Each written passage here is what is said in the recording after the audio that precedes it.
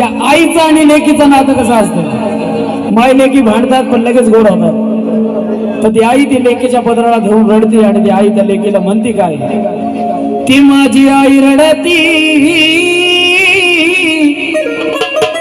पदराला धरून, ती माझी आई रडती पदराला धरून.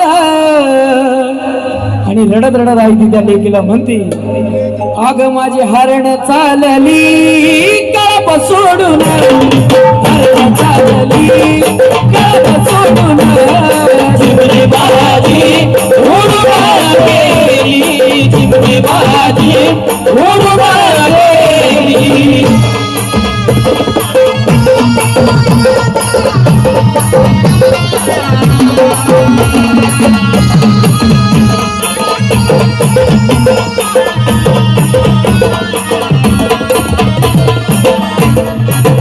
बघा, लेक म्हणजे बापाच्या काळजाचा तुकडा असते आणि सगळ्यात जास्त दुःख हे बापाला झालेलं असतं. बाप सगळं लग्न कार्य पार पाडतो पण बापाच्या डोळ्यात थेंब नसतो, कारण बाप गपचूप रडत असतो. आणि ती लेक किती जरी मोठी झाली तरी त्या बापासाठी त्याची चिमणीच असते. तर बाप रडत रडत जाते, लेकीला म्हणतो काय, तू माझा बाप रडतो मंडपा धरून, तू माझा बाप रडतो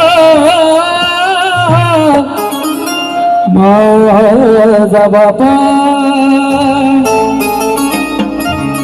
तो माझा बाप रडतो मंडपा धरून.